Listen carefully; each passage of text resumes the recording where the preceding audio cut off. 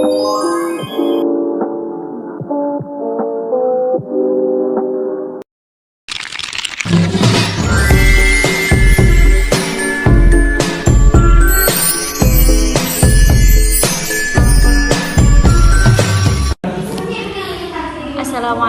warahmatullahi wabarakatuh. Perkenalkan, nama saya Lintang Faratika, di mana saya di sini akan menjelaskan sedikit tentang definisi fikih jinayah dan ruang lingkupnya.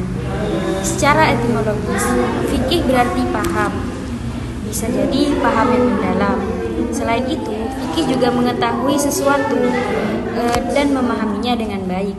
Sedangkan dalam tinjauan morfologi, kata fikih berasal dari kata faqiha yafqahu fiqhan, yang berarti mengerti atau paham.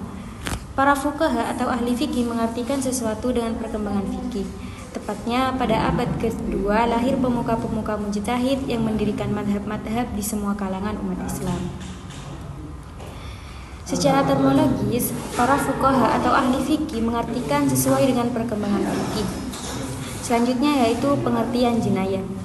Kata jinayah menurut bahasa Arab adalah bentuk jamak dari kata jinayah yang berasal dari kata jana yajnihi jinayatan, yang berarti melakukan dosa. Sekalipun isi masdar atau kata dasar, kata jinayah dipakai dalam bentuk jamak karena ia mencakup banyak jenis perbuatan dosa. Karena ia kadang mengenai jiwa dan anggota badan secara disengaja ataupun tidak disengaja. Kata ini juga berarti menganiaya badan atau harta atau kehormatan.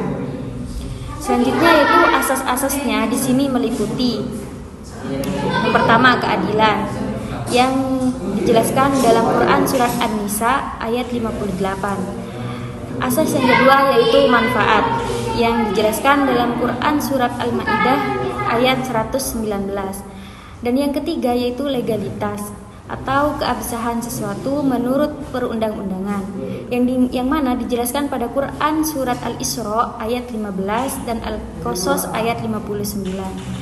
Yang keempat yaitu tidak berlaku surut atau non-retroaktif, yang dijelaskan juga dalam Quran surat An-Nur ayat 4. Yang kelima yaitu larangan memindahkan kesalahan kepada orang lain, yang dijelaskan dalam Quran surat Al-Isra ayat 15. Dan yang keenam yaitu praduga tak bersalah. Di sini dijelaskan dalam hadis Nabi. Dan yang terakhir yaitu pemanfaatan, yang dijelaskan dalam Quran surat Al-Baqarah ayat 178.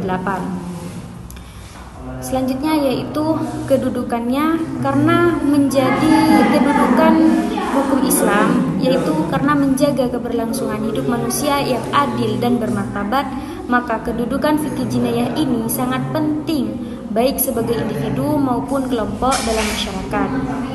Maka dari itu perlu kita pahami dan implementasikan dalam kehidupan sehari-hari dalam beragama, berbangsa, dan bernegara.